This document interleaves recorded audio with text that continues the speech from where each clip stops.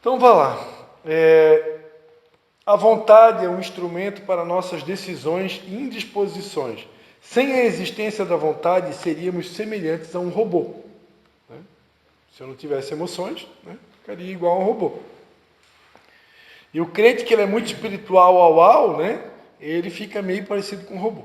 Fica mesmo, né, porque eu conheço alguns. O pecar ou não pecador está relacionado, o pecar ou não pecar, né, está relacionado à vontade, né, à vontade.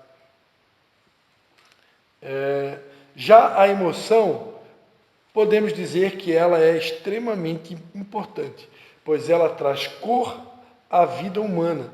No entanto, jamais podemos nos deixar guiar por ela.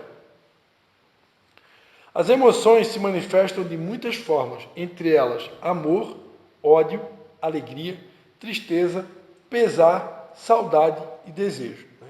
Então as emoções são importantes, se não fosse importante Deus não tinha criado, né? Só que eu não posso me deixar levar por ela, né? Não posso, por exemplo, a tristeza, né? Se eu não me fortalecer no Senhor e estiver passando por um momento de perda, de luto, a tristeza pode me engolir, né? Pode me engolir e eu cair numa depressão. Então eu tenho que tomar cuidado para que não seja governado pelas emoções. Né? Sentimento de ódio, por exemplo, né? Muito perigoso, né?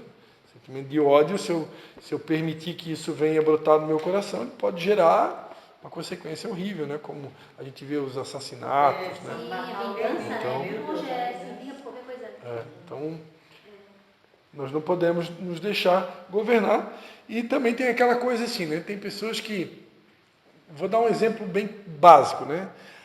Eu fui no culto, fui na célula, mas eu não senti a presença de Deus. Eu falo isso. Então, as questões espirituais não estão ligadas a sentimento. O que é espiritual está ligado a espiritual. E é por fé. Tudo no campo do espírito é pela fé. Se a Bíblia diz que quando 2 ou 3 pessoas estiverem reunidas no meu nome, ali eu estou, eu não preciso sentir nada. Deus falou, está falado. Deus não mente. Se Ele falou que Ele está aqui, Ele está aqui. Mas eu não estou sentindo, porque não depende de sentimento. Tem momentos que eu posso sentir, mas nem sempre eu vou sentir. Né? Eu tenho que sentir o frio na barriga para saber que Deus está. Não, é por fé. Né? Não é eu sentir, pastor, às vezes uma carga, um peso, é algo que parece que não flui, sabe? Não sei se isso é individual ou realmente reflete no coletivo. Não, isso pode acontecer. É isso, assim, isso sabe? pode não é acontecer. É que assim, parece assim, que às vezes não flui tão fácil como outras situações. Sim, mas isso a Bíblia fala de céus de bronze e céus abertos. Não tem uma música da Nívia Soares, né? Que se abram os céus. Por quê? Porque tem dias que o céu está fechado. Não é né? algo bacana. Tem dias que os céus estão fechados. A gente vive o tempo todo numa batalha espiritual. Então tem dias, não dá tempo aqui para explicar para vocês sobre as atmosferas. Tem dias que as atmosferas estão de trevas, o tempo está fechado. Então, os profetas no mundo espiritual, eles têm esse poder de abrir os céus. Mas nem sempre eles conseguem, porque a guerra é tão grande que tem dias que os profetas estão literalmente na lona. Né? E aí é onde que os céus ficam realmente mais fechados. Né? Porque, exemplo, no coletivo se torna um corpo. Sim. Se uma parte, um membro está doente, vai refletir em todo o corpo. Vai refletir em todos. É isso, então? Exatamente. Exatamente. É uma batalha. É uma batalha. Né? Seria muito bom. Já pensou se todos os cultos, todas as células, né, o céu estivesse sempre aberto assim, né? Anjos subindo e descendo. Não é questão de culpar nada. Uma glória. Assim, hoje não está fluindo, a gente não sabe se é tu, se é, sabe? Sim, às vezes é pessoal também, né? Às vezes a pessoa não está bem com ela mesma, né? Porque tem dia que tu está tão bem, como eu estava citando, acho que foi na célula que eu falei, já aconteceu, por exemplo, de eu sair do culto arrasado. Tipo, hoje foi o meu pior dia, minha pior pregação, foi horrível. E a pessoa vinha me abraçar no final do culto, meu Deus, como Deus te usou hoje, que palavra tremenda. Como assim? Né? Porque é algo muito pessoal, a pessoa estava bem, e a palavra falou com ela, porque a palavra nunca volta vazia. Né? E de repente tem aquele dia que você saiu dali achando assim, hoje foi tremendo, como Deus me usou, né? E de repente todo mundo sai com raiva do pregador, querendo matar o pregador no final. Né? Não, uns dizem, Deus falava, o pastor Cristo foi tremendo. A gente pode falar com ele assim. Falar ao contrário? Ao contrário. A palavra do pastor não me entrou. Resumindo, elogios devolve para Deus, críticas devolve para Deus, né? E vamos orar pelos aqueles que pregam, que precisam muito das nossas orações. Vamos voltar aqui. Então, a mente, porém, é a função mais importante da alma. Se a nossa mente for obscurecida, jamais chegaremos ao pleno conhecimento da verdade. A renovação da mente, conforme Romanos 12:2, nos possibilita a experimentar e entender a vontade de Deus que é revelada em nosso espírito. À medida que a nossa mente vai sendo renovada pelo Espírito, Deus, eu tenho visto isso na prática, né? Deus vai nos dando novos acessos no mundo espiritual, né? Hoje, tem lugares que nós ainda não acessamos, pessoas que nós não temos acessos, porque a nossa mente ainda não está renovada o suficiente para poder acessar esses lugares. Sim. Então Deus, ele precisa, à medida que a gente vai crescendo espiritualmente, por isso a importância de participar de uma aula como essa, né? À medida que a gente vai crescendo espiritualmente, vai renovando a nossa mente, vai ampliando o nosso conhecimento, Deus vai nos dando novos acessos. A gente vai começar a ter acesso a lugares que a gente nunca... Isso está até ligado com aquele texto, né, que o olho não viu, o ouvido não ouviu, também está ligado a isso. Tem lugares que a gente ainda não foi, tem pessoas que a gente ainda não acessou, porque ainda não é tempo, né? E à medida que nossa mente vai sendo renovada, nós vamos ter acesso. Deixa eu dar um exemplo. Eu fiz demonologia há muitos anos atrás. Demonologia? Quando eu fiz lá na Igreja Batista há muito tempo, eu fiz teologia. Só que eu não entrei mais nesse ramo. Ficou lá, né? Eu não fui mais. Aí ali a história do meu vizinho, eu estudei, mas eu nunca tinha ouvido e visto o que o diabo é capaz de fazer com uma pessoa tão próxima assim. Eu já ouvi falar, mas nunca... E eu não consigo, pastor, interferir. Igual a pastora falou, Janara, repreende lá da tua casa. Eu ainda não consegui entrar ali dentro daquela situação, sabe, pastor? Sozinha lá em casa. Como eu fiquei lá domingo, né, sozinha, ouvindo e vendo aquele cenário todo que o diabo faz com ele, eu não consegui ter reação da minha própria casa. É um mundo, é uma coisa que eu não tinha ainda, sabe? Chegado tão perto. Sim. E então também não é de qualquer jeito que eu posso invadir mesmo que eu sei que eu tenho um Senhor e que Ele é por mim, mas eu tenho que ter um certo conhecimento. Tem que ter segurança do que tu está fazendo. Isso, não é verdade? Tu tem que ter segurança. Por exemplo, eu não tenho medo, né? Se eu for convidado, por exemplo, como já aconteceu, né? Já aconteceu de eu ter um discípulo que o vizinho era macumbeiro e o vizinho estava fazendo trabalho contra eles, né? E ao ponto da família ser tão perturbada e atingida, deles querer até se mudar de casa. E eu peguei e disse, não, se alguém tem que se mudar, não é vocês. Se alguém tem que se mudar, é o macumbeiro. Porque não é nós que vamos ceder terreno para o inimigo. O inimigo tem que ceder terreno para nós. Então, a gente foi lá de noite, ungimos o muro da casa toda com óleo, oramos, repreendemos e declaramos a Satanás, a partir de hoje, nesse território, tu não entra mais aqui, e é chegado o reino de Deus aqui. Que venha o reino de Deus sobre essa geografia. E oramos, fizemos atos proféticos. Resumindo, na mesma semana, o macumbeiro, lá dentro da casa do macumbeiro, tem um monte lá de imagem e coisa arada, né? O macumbeiro foi fazer um trabalho, botou fogo na própria casa. Ele ficou com tanto medo que ele mesmo se mudou. Foi embora, se mudou. Então é assim que tem que ser. Não é nós. É o mesmo muro, a minha ideia mesmo. Se precisar que eu vou lá, a gente vai lá, né? Nunca nós temos que sair de um território com medo do inimigo. Ao contrário. E a casa inteira ele só apedreja. A minha casa e a da irmã ali do meu lado, que é a Assembleia. Só as nossas duas casas lá de fé. Vamos lá orar e acabou. Acabou para o inimigo. É só orar.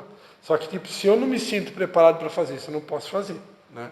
Então, tem que saber onde é que eu estou pisando. Eu fiquei assustada quando eu vi ele. Eu diabo fez. Mas basicamente assim, ó, nós, a Bíblia é clara, maior é o que está em nós do que aquele que está no mundo. Eu não preciso temer o inimigo. A única coisa é que eu não posso dar brecha. Quem está aqui já deveria estar careca de saber que o inimigo ele só pode atingir a gente se tiver brecha. Se não tiver brecha, ele não pode fazer nada com a gente. Né? E ainda assim, se ele fizer, é por permissão de Deus, para que muitas vezes a gente venha detectar alguma área da nossa vida que está vulnerável, né? Para que a gente corrija. Né? Ainda assim, muitas vezes o inimigo ele é um instrumento na mão de Deus até para nos corrigir.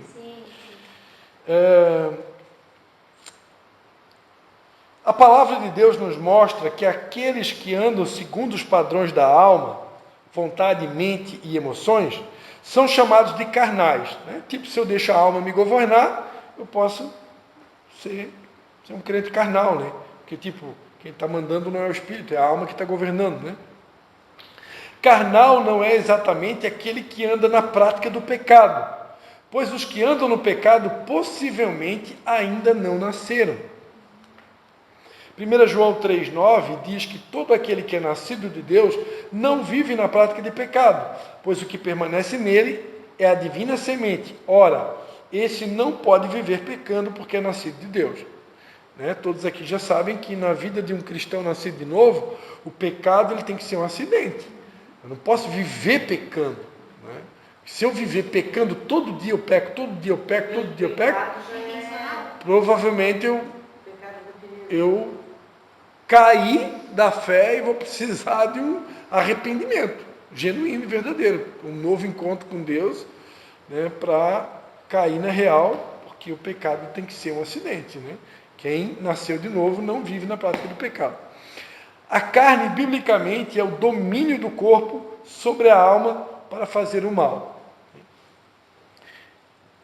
Então, isso é o que a gente chama de carne, né? Ou carnalidade, né? Quando a nossa carne domina o corpo. Tem aquele versículo, né? Se o olho te faz pecar, arranca fora, né? É nesse caso, então, né? Isso, a alma. Olha e incentiva a alma. Os sentidos, né? Os Vontade, sentidos. Né? Os sentidos, né? Exatamente. Os cristãos que vivem segundo os padrões da alma tendem a seguir a função da alma que lhes é mais peculiar. Por exemplo, os emotivos, os melancólicos, usam as emoções como critério da vida espiritual. Se forem tomados por calafrios e fortes emoções, conseguem fazer a obra de Deus. Mas, se as emoções acabam, também o ânimo se esvai. Né? Pessoa que depende de sentir um calafrio, um frio na barriga. Ele é de momento, então. Né? A gente viveu tempos onde nós orávamos pelas pessoas, sem tocar nelas, elas caíam. Né? Ou só com um simples toque, elas caíam. Caiu não são, como a gente costumava dizer. Né? Mas depois a gente partiu para um novo mover do Espírito, onde isso hoje não é tão comum. Né? Tinha uma época que nos nossos encontros com Deus, não tinha nenhum encontro, que tu orava pelas pessoas e elas caíam. Era muito comum, mas depois houve uma mudança no mundo espiritual, isso não é mais tão comum como era antigamente. E aí tem gente que quer insistir, né? Quer meio que empurrar, para forçar. Isso não é de Deus, não tem que empurrar ninguém. Se a pessoa tiver que cair, isso é uma coisa, é algo espiritual. Né? Então, isso, entrando no assunto da carnalidade, poderia dizer que é uma carnalidade, né? Querer empurrar uma pessoa para ela cair, para mostrar que você que está orando, você é espiritual. Não, se a pessoa tiver que cair, ela cai naturalmente, ninguém precisa empurrar ninguém. Né? Quantas pessoas que eu nem toquei caíram, né? Eu nunca empurrei ninguém, e graças a Deus eu quero morrer sem nunca empurrar. Né? E misericórdia dos que empurram. Né? Que Deus julgue as suas motivações. Padrões da mente. Estes recusam as emoções. Até criticam os emotivos como sendo carnais. Aí já é um outro oposto, né? Tem pessoas que recusam as emoções, né? E até chega ao ponto de criticar os emotivos, né? Considerando eles carnais, né? Aí já é o outro oposto, né? Pessoas que não têm sentimentos, que não têm emoções, né? Às vezes até por algum trauma, né? Porque é normal do ser humano ter emoções. Se Deus nos deu uma alma, eu preciso viver plenamente como ser humano.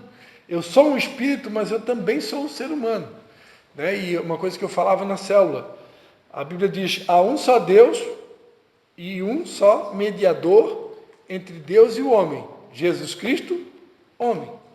Então, se Jesus Cristo, que era Deus, se fez homem para poder entender o homem, quem somos nós para querer agora viver uma vida só espiritual ao? Eu não posso. Se Deus me deu emoções e sentimentos, é para mim vivê-las, né? E, no mínimo, entender as emoções do ser humano. No mínimo, né? Então, eu tenho que tomar muito cuidado para não me tornar uma pessoa, um ET, um extraterrestre, né? Então, é muito perigoso isso, né? Eu penso assim, quanto mais seres humanos a gente se torna, mais parecidos de Jesus a gente fica. Porque eu não consigo ver um Jesus sem sentimento, um Jesus sem emoções, um Jesus sem compaixão, né? Jesus, ele era a pessoa mais humana que o mundo já viu, né? E era Deus. Mas em nenhum momento se comportou como Deus. Se comportou como ser humano. E por isso, ele foi quem ele foi e ele é quem ele é. O que não percebem,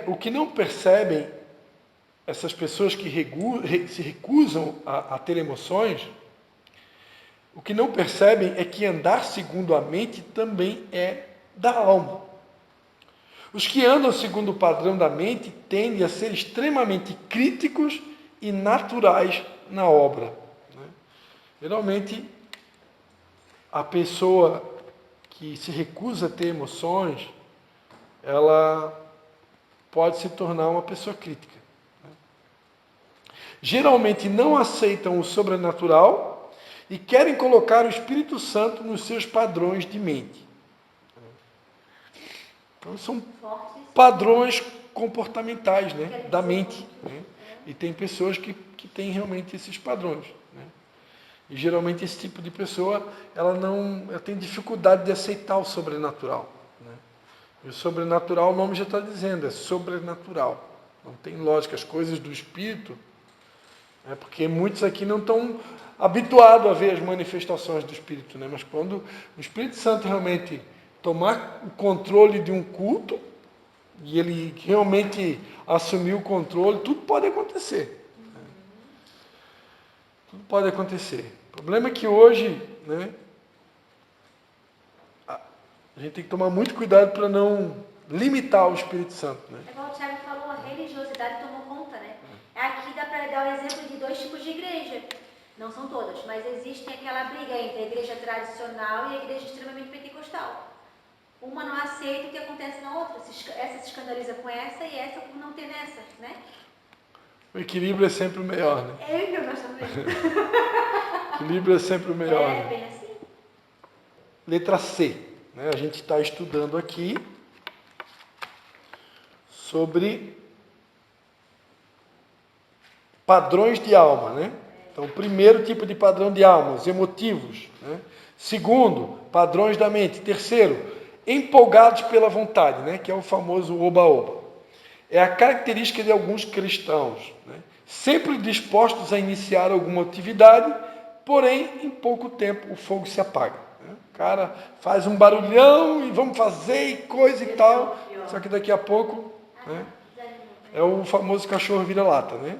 Late, late, late, mas não morre. Não são dotados de perseverança, né? O cara faz um fogaréu, mas daqui a pouco o fogo já se apaga, né? Não tem uma constância, né? E até afirmam, se não tenho vontade, não preciso orar, ler a Bíblia e jejuar. Afinal, Deus não quer sacrifício. Tem a aparência de piedosos, mas se trata apenas de desculpas da carne para não servir a Deus. Concluirmos que a nossa alma é ruim, concluirmos que a nossa alma é ruim não é correto. O erro é andarmos confiados em sua capacidade de pensar, entender e sentir. Os que andam segundo a alma não andam por fé. O justo viverá pela fé. O que a Bíblia, a palavra de Deus, nos recomenda é que mantenhamos a essência do nosso ser, que é espírito, e andemos em espírito, conforme Gálatas 5,16. Então, aquela coisa, se encher do espírito para poder andar no espírito, mas sem esquecer que eu sou um ser humano. Não me transformar no extraterrestre que não tem mais sentimentos, emoções e não é capaz de chorar com a dor do outro, nem se importar com o sofrimento do outro. Então, estou andando no espírito, mas eu ainda estou habitando num corpo sujeito a esse mundo e uma alma que está no processo. Mas precisamos, antes de tudo, nascer de novo, para entrarmos no reino de Deus. Conforme Jesus disse para Nicodemos, necessário é nascer de novo. Sem o novo nascimento eu não consigo nem acessar o reino de Deus. Isso acontece porque o pecado nos afastou de Deus e a sentença de morte devido ao pecado. Ezequiel 18:4, provavelmente está escrito lá, a alma que pecar, essa morrerá. Provavelmente é isso que está escrito lá. Ezequiel 18:4. Pois todas as almas são minhas, como a alma do Pai também, a alma do Filho é minha. A alma que pecar, essa morrerá. Exatamente. Então a sentença de morte devido ao pecado atingiu primeiramente o nosso espírito, que criado pelo sopro de Deus, perdeu o sentido e passou a estar morto. O pecado faz com que o espírito morra. Assim a carne, primeiro ponto de contato com o mal, por onde o homem caiu, passou a governar sobre a alma. E o mal atingiu toda a humanidade, Porque todos pecaram, instituídos foram da glória de Deus. Romanos 3:23. Desta forma, a carne sempre terá uma tendência para o mal. Gálatas 5:17. Aqui diz que a carne deseja o que é contrário ao espírito com letra maiúscula, o Espírito Santo, E o espírito, o que é contrário à carne. Estes se opõem-se um ao outro para que não façais o que quereis. Então, a guerra entre o espírito e a carne. 1 Pedro 2:11.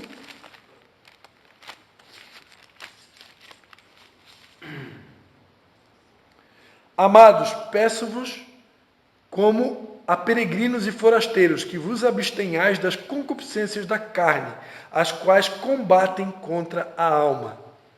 Então, uma guerra violenta, Os desejos da carne lutam contra a alma e, ao mesmo tempo, é contra a vontade de Deus, contra o Espírito Santo, E contra o nosso próprio espírito, se ele foi recriado, Então, uma guerra interior que a gente vive.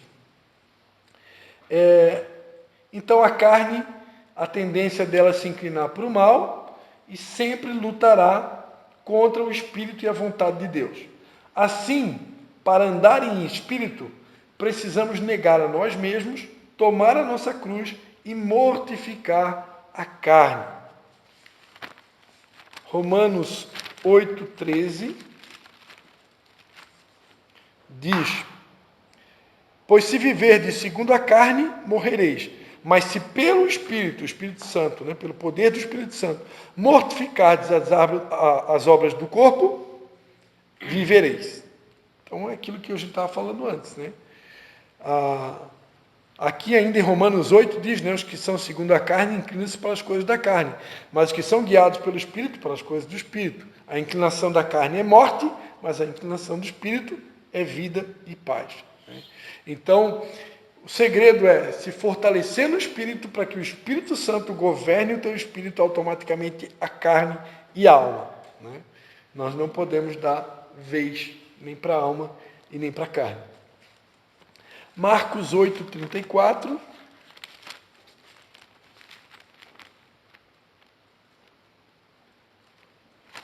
Marcos 8,34 vai dizer: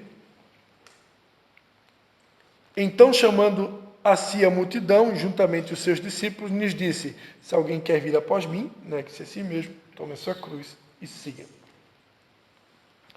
No processo de conversão ao Senhor Jesus e de permanecer numa vida cristã, entendemos que, primeiramente, o Espírito Santo toca o nosso espírito, convencendo do pecado. João 16, 8. O Espírito Santo que nos convence do pecado, da justiça e do juízo, né? Nos levando a Ele e dando novamente vida ao nosso espírito. Então, nossa alma é transformada e precisa passar agora a ser governada pelo Espírito.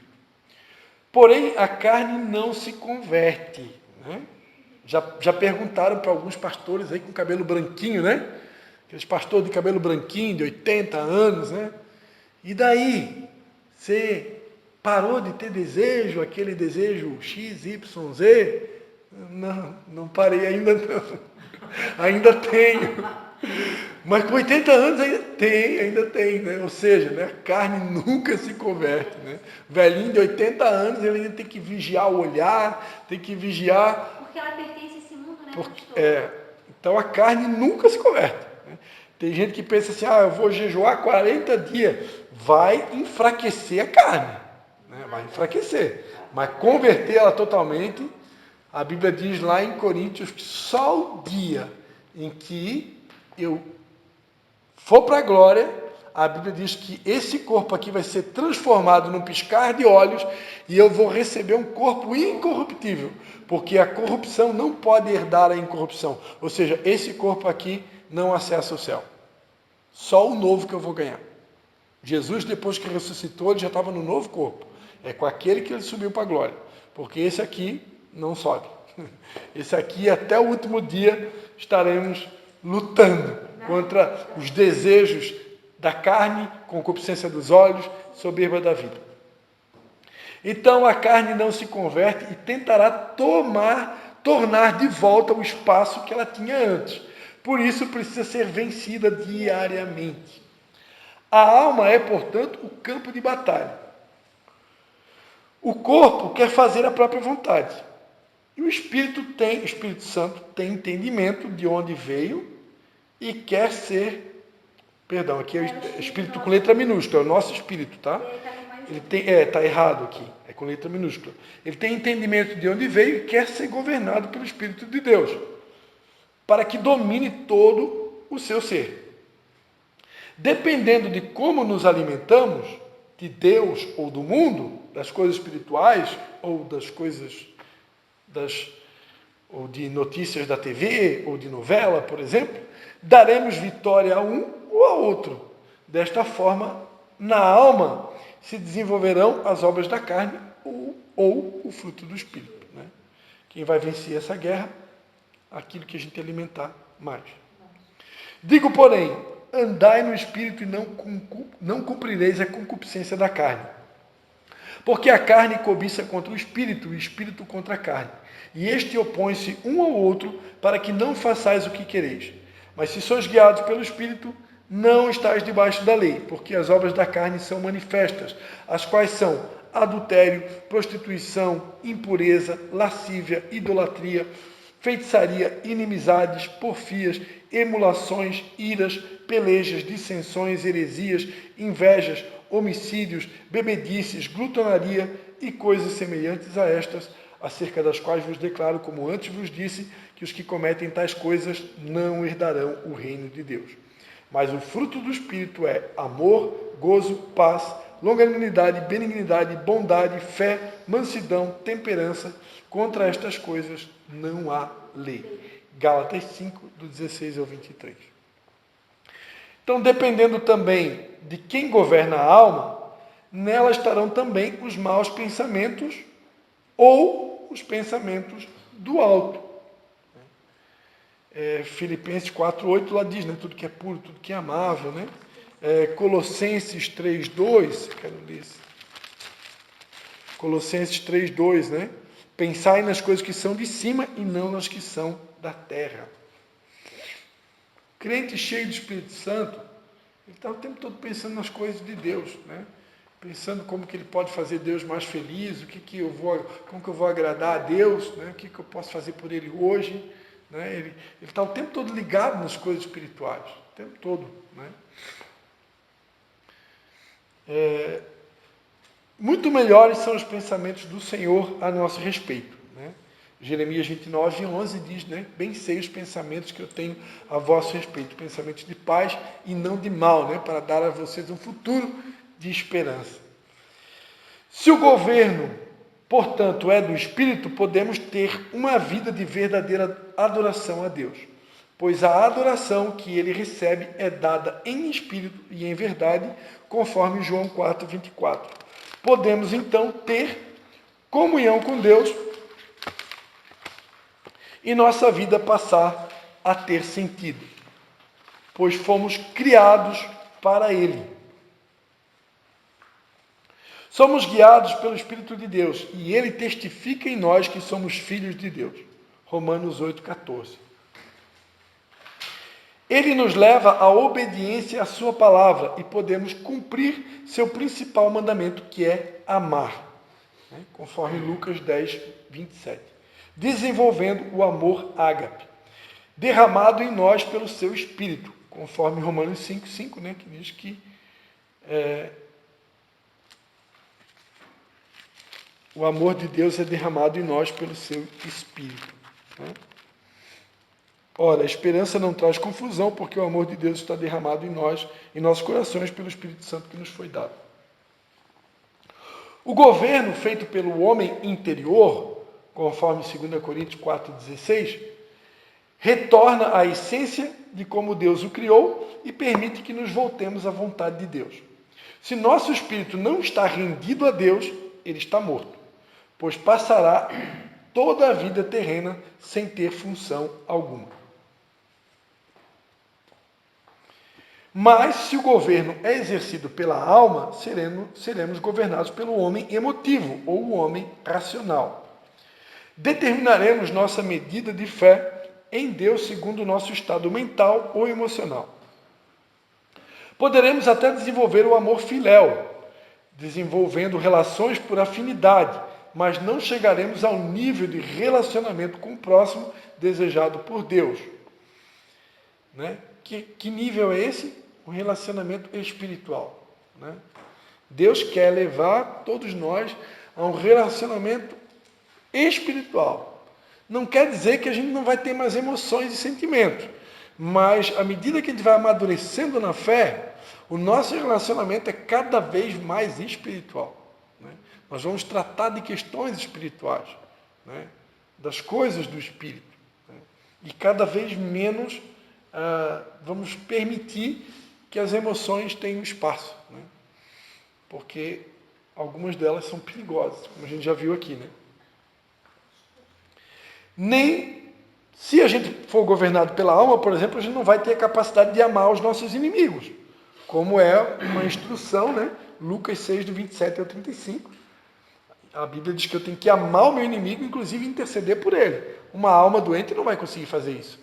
Agora, uma alma governada pelo Espírito, ela faz porque ela precisa fazer, né? Mesmo que ela não queira, ela vai se submeter ao Espírito Santo, que está governando esse corpo, esse espírito e automaticamente a alma. É um engano basear nossas vidas nas emoções ou na própria razão. Pois isso nos torna instáveis e incrédulos. Então não podemos basear a nossa vida em emoção, né? Não precisa sentir frio, calafrio, arrepio para crer, né? A fé, ela não sente, a fé crê, sem sentir nada. Se está escrito, eu creio. Se está escrito, o centurião de Cafarnaum, né? Ele creu que Jesus só precisava liberar uma palavra e o servo dele seria curado. Jesus não sentiu nada, não viu nada, só ficou de cara com a fé do camarada, seja feito conforme a tua palavra. E instantaneamente o cara foi curado, né? Então não envolveu nenhum tipo de sentimento, só fé, né? A fé não sente nada, ela crê. Ela crê no que está escrito. Vamos lá, estamos acabando a lição, né? Quero acabar porque nós vamos concluir uma lição numa aula. Isso é quase um milagre. Para o pastor Cristo é considerado milagre. Né? Considerado milagre. Então vamos lá. Podemos experimentar tanto situações de prazer, alegria e felicidade, como de medo, ansiedade e preocupação. Além de alimentar feridas e não deixar que Deus participe de nenhuma dessas situações, visto que eu estou no comando. Nossa alma não é apta para governar, e deixá-la no comando nos levará para mais perto da carne, sendo governada pelo espírito carnal ou o espírito deste mundo. O espírito que governa este mundo, né? O espírito do anticristo. Enquanto podemos entregá-la a Deus, permitindo um governo do Espírito santificado. Enquanto estávamos no mundo, vivíamos segundo o seu curso, na carne, de maneira vã e sem entendimento de Deus. Conforme 1 Pedro 1,18, vai dizer, né? Sabendo que não foi com coisas corruptíveis, como a prata ou o ouro, que fostes resgatados da vossa vã maneira de viver, a qual por tradição recebeste dos vossos pais.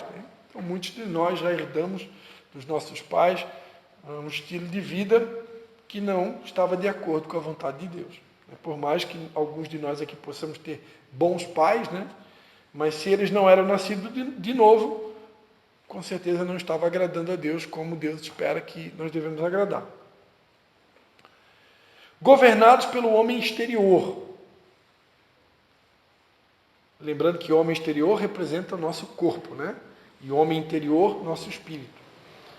Governados pelo homem exterior, corrompido pelo pecado. Vivíamos longe de Deus, obedecendo cegamente ao diabo, controlados pelo espírito deste mundo, conforme Efésios 2:2. Desenvolvíamos apenas em nosso egocentrismo o amor eros, amando apenas aquilo que nos trazia vantagem. Agora, em Cristo, precisamos entender que a nossa carne nunca se converterá. Se, por um lado, nosso corpo físico nos permite ter força, ter o prazer de tocar em algo e temos algum prazer em nossos sentidos, por outro, ele é limitado, sente dores, cansaço e, ao fim, se encontrará com a morte. Aqui na Terra, Deus até pode curar e suportar o nosso corpo, mas a redenção e transformação por completo só vai acontecer na eternidade. Filipenses 3:21 diz: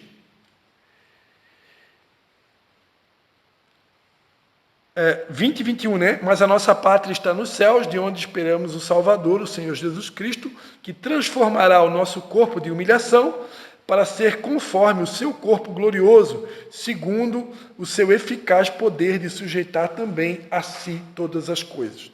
Então, esse corpo de humilhação aqui, esse corpo pecaminoso, um dia vai se transformar num corpo glorificado, semelhante ao corpo que Jesus recebeu após a sua ressurreição. A estratégia de Satanás para que o nosso ser permaneça longe de Deus e não se encontre com o seu propósito original é jogar iscas, né? Satanás, ele joga iscas, né? Os famosos dardos inflamados do inimigo. E a gente pode comer as iscas, ou não. A Bíblia diz: não ameis o mundo, nem o que no mundo há. Se alguém ama o mundo, o amor do Pai não está nele.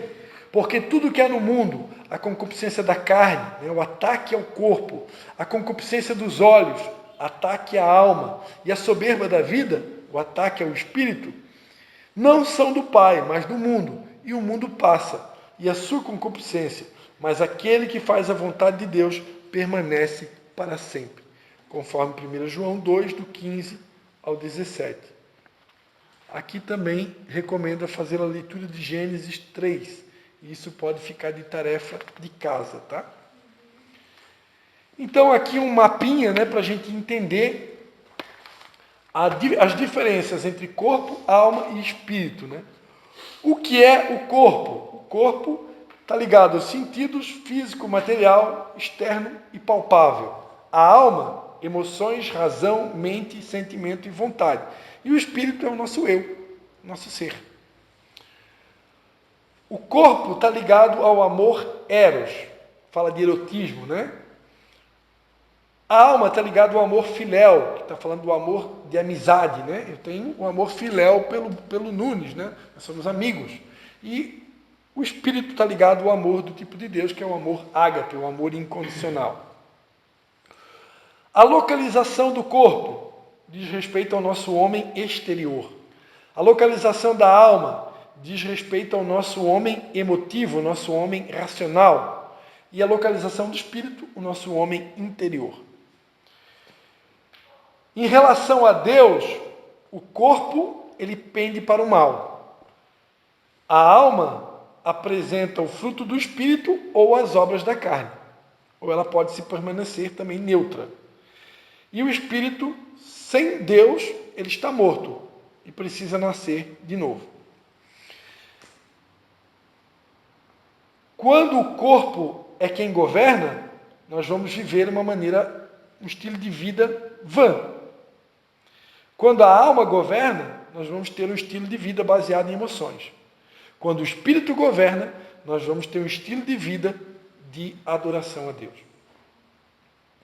A estratégia do inimigo, do ataque do inimigo, é fazer o corpo pecar através da concupiscência da carne. Fazer a alma pecar através da concupiscência dos olhos. E fazer o espírito pecar através da soberba da vida. Lembrando que, para quem não entende, a soberba da vida, tá? Isso aqui eu tive uma explicação num café de pastores que eu participei há muitos anos atrás, que eu achei tremendo. Soberba da vida tá ligado a você querer um estilo de vida que não é para você. Isso é soberba da vida, né? Eu querer viver de aparência. Eu preciso viver de acordo com a minha realidade. Cada um de nós tem uma realidade, né? E muitas pessoas querem viver na realidade do outro. E isso é soberba da vida. Eu preciso saber até onde eu dou conta, né? O que está dentro da minha realidade de vida, né? Fulano de tal comprou uma BMW 0 km. Tá? Eu tenho condições de ter aquela BMW? Né? Então, se eu não tenho condições de ter aquela BMW, eu vou comprar um carro dentro da minha condição. Né? Então, cada um vive dentro da sua condição. Quando eu vivo dentro da minha condição, está tudo certo. Né? E se eu quero viver muito aquém, isso pode ser interpretado como soberba da vida. O espírito que controla o corpo é o espírito do mundo. O espírito que controla a alma pode ser o espírito santificado, mas também o espírito carnal. O espírito deste mundo. E o que deve governar o nosso espírito, o espírito de Deus. Sensações positivas no corpo, força, toque e sentidos. Na alma, alegria, prazer, felicidade. No espírito, sentido na vida, comunhão com Deus.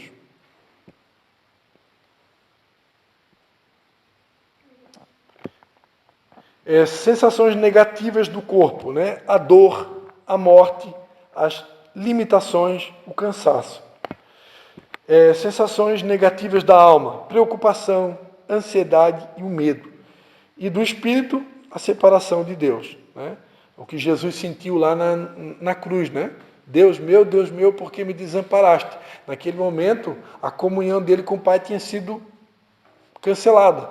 Então ele se sentiu separado, né? Então a sensação de separação de Deus, né? É uma sensação negativa do espírito. Domínio sobre a alma, né? O corpo vai gerar os maus pensamentos, né? Da alma não tem, e do espírito os pensamentos do alto. Quando o espírito domina sobre a alma, ele vai ter os pensamentos do alto. Né? E quando é o corpo que governa, maus pensamentos. Então, na verdade, resumindo, a alma que é a vítima de tudo isso. Resumindo, vocês descobriram que o diabo ele não é tão ruim assim. Né? Uma alma doente pode se tornar muito mais perigosa que o diabo. Sim, e nós que decidimos, né, pastor? Nós que decidimos. Né? Um espírito forte, cheio do espírito, ele pode botar a alma para ficar no seu devido lugar. Amém? Vamos orar? Então, concluímos a lição 2. Um milagre aconteceu aqui hoje. Vamos agradecer a Deus. Terminamos para recuperar um pouco também, né? Amém? Vamos ficar de pé, vamos orar. Quem que quer orar agradecendo hoje? Quem quer orar agradecendo? Amém? Ora então. Senhor Deus e Pai, nós te damos graças, Senhor, por mais essa oportunidade que o Senhor nos deu, Pai. De estar frente com a Tua palavra que é tão preciosa, Senhor, que é tão poderosa, que vem nos trazendo cura, dia após dia, Senhor. Não permita, ó Pai, que venhamos, ó Senhor, alimentar nosso corpo, Senhor, com os pecados deste mundo, Pai. Nos dê força e ânimo, Pai, dia após dia, Senhor. Precisamos da Tua sabedoria que vem do alto, Pai. Que o Teu Espírito Santo, Pai, venha nos fortalecer, Pai, a cada dia, Pai. Nós oramos pela vida do pastor Cristi, que tem sido usado pelo Senhor para ministrar a Tua palavra em nossas vidas, Pai. E que possamos ser, Pai, terrenos férteis, Pai, para que essa semente que está sendo plantada, Pai, ela venha frutificar, Pai. Para que possamos compartilhar com os outros, Pai, o que temos aprendido, Pai. Nós te damos graças por mais um dia de vida e te pedimos, Pai, a Tua proteção para este dia e para os próximos dias, Pai. Em nome de Jesus, amém. Amém, Senhor Jesus. Muito obrigado, Senhor.